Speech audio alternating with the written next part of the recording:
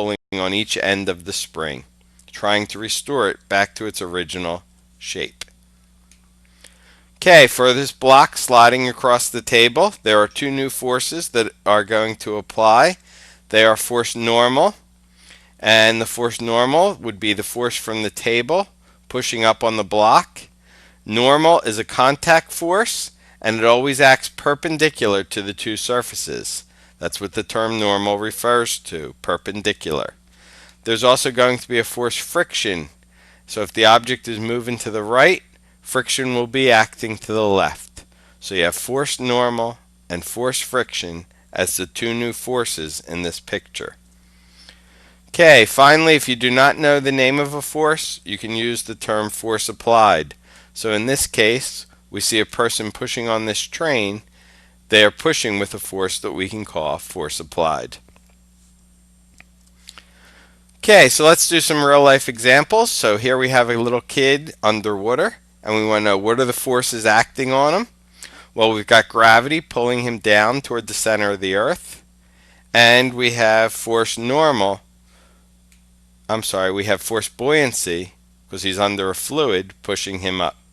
So we have gravity down, normal up. Okay, we've got a baseball player sliding into second base. In this case, we have a force gravity pulling him down. We've got a force normal pushing him up from the ground. We've got a force of friction that is acting against his motion. So we've got gravity, normal, friction. And if his hands are in contact with the bag, we may also have a force normal or a force applied pushing him back toward first base. Okay, we got this kid pushing a hockey net across the ice, and just like we had before, we've got the force of gravity pulling down on the net. We've got the force of normal pushing up on the net. We've got friction acting against the motion. And we have the force applied from this person's arms pushing the net forward. Okay, we got a basketball suspended in midair, and in this case, the only force acting on it is gravity.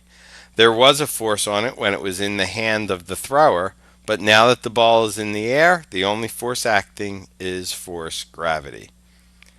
Okay, we got a person being pulled up a object using a rope, and in this case, we would have a force tension pulling him up. We would have a force of gravity pulling him down, and depending on if there's any kind of contact, if he's hitting into the wall, there could be a force normal pushing him away from the wall. Okay, so they are different examples of forces. When you hear the term pressure, pressure is related to force, but different in one key respect. Pressure measures how concentrated the force is. So it's measured as the force per unit of area. So for instance, on a bed of nails, a person can lay on a bed of nails because unlike a single nail, there is a lot more surface area. And the more surface area you have, the less pressure there is. So pressure measures how concentrated a force is. It's measured in newtons per square meter. This is also known as a Pascal. So that is regarding force. Now let me see about work. Now what do you mean by work and how to define what are the entities, units of work that we will discuss. This is the definition of work. Work is said to be done if a body is moving in the direction of the force. It means whenever any force is applied to any body and it moves certain distance, then it is said that work has happened. Work is said to be done. So mathematically we can write work is equal to force into distance. In SI system, the unit of work is joule, that is capital J, named after scientist Joule. If a 1 Newton force is applied to 1 meter distance is moved, then the amount of work done is 1 Newton into meter. So that is 1 joule. So if we get one body, it moves by a distance of 1 meter and applied force is 1 Newton, then 1 joule work is said to be done. And this unit also very small. So kilojoule unit is used or megajoule is used to represent the entities of various works in thermodynamics. When work is done by the system, W is positive. For example, heat engine. Heat engine is the device which does the work. So it is represented by this. If system is there, it is doing some work, then it is positive work. W is positive. In opposite, when work is done on a system does not do the work, but external work is applied to the system, then W is negative. It is represented like this. For example, compressor, pump, etc. In general, the power consuming device having negative work and power producing device having positive works. That is nomenclatures used in thermodynamics. Different types of work transfer are: one is the displacement work, which is said as PDV work, represented by this equation W12 varying from V1 to V2, P with respect to dV, then flow work, that is P into V, and shaft work, that is 1 to 2 T into d theta. T is the torque. So integration of torque from T1 to T2 produces the shaft work. Displacement work. What do you mean by the displacement work or PDV work? You can see here, this is the piston cylinder arrangement where the piston moves from 2 to 1. As the piston moves from 2 to 1, the pressure increases from P2 to P1. P1 pressure would be less, P2 pressure would be higher. Sorry, P2 would be less, P1 would be higher. And volume will reduce from V2 to V1. So V2 is higher, V1 is small.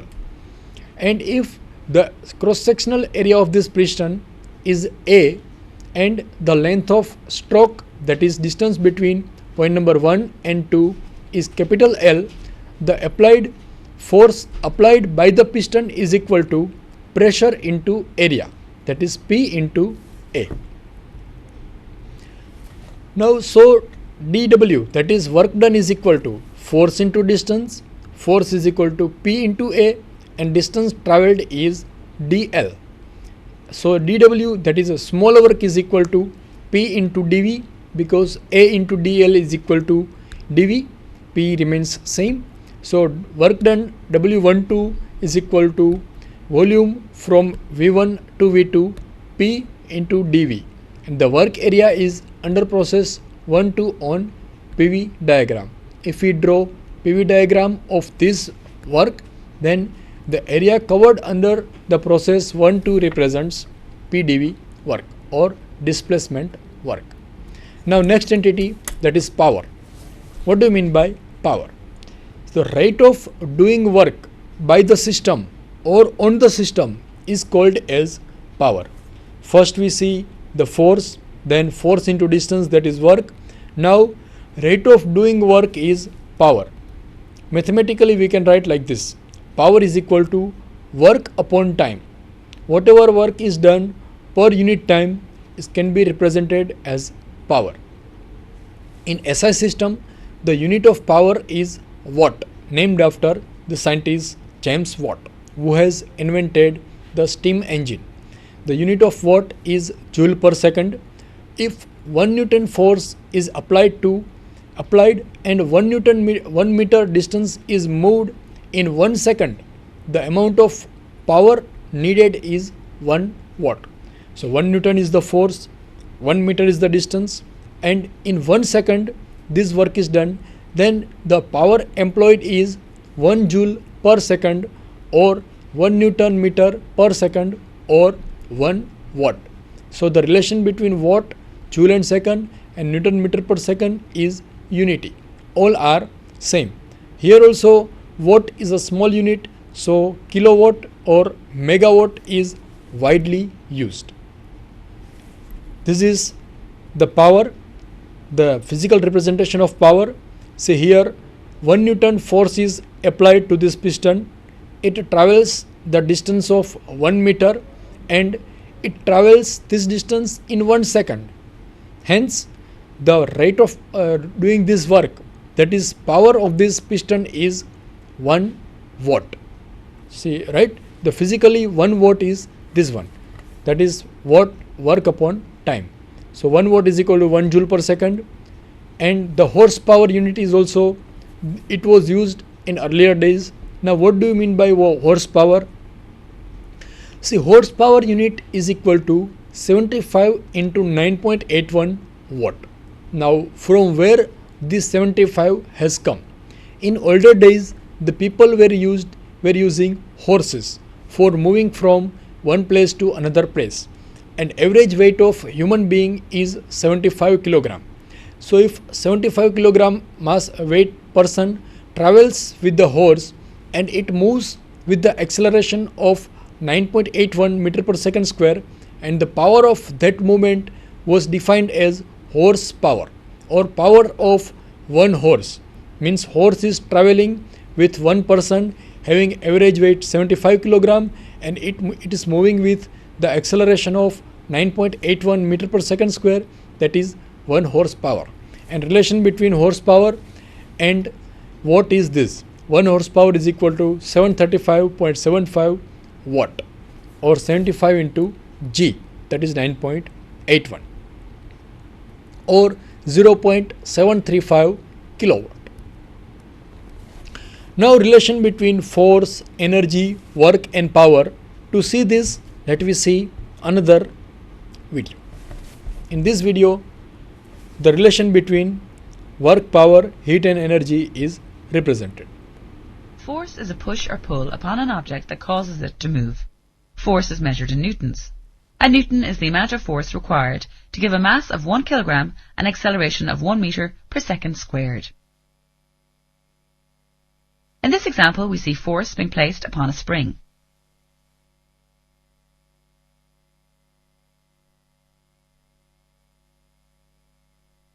Energy is the ability to perform work.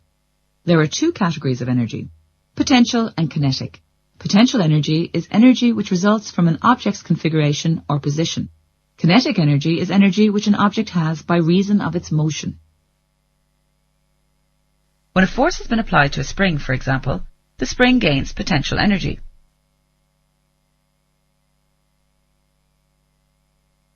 When the applied force is removed, the spring returns to its original state, thus releasing kinetic energy.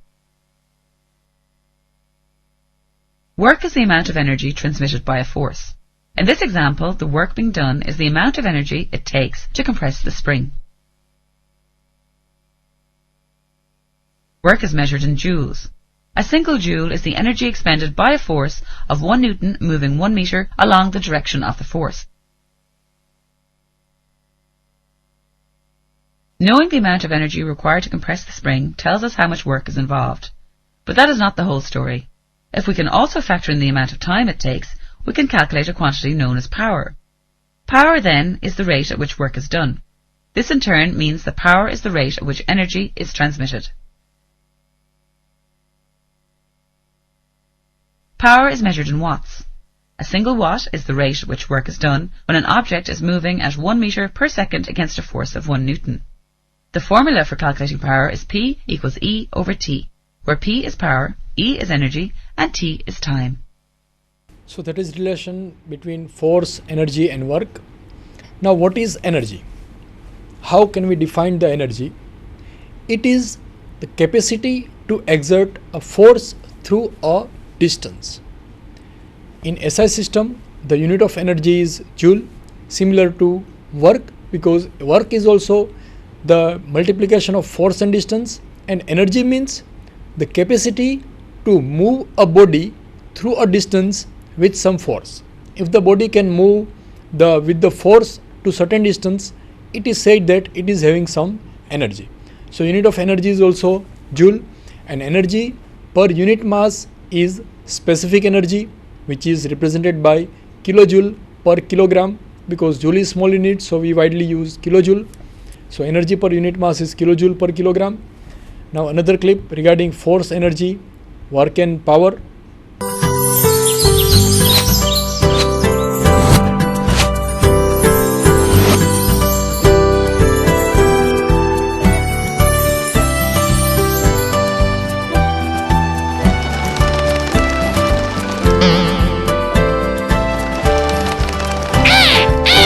Today's topic: force, work, energy.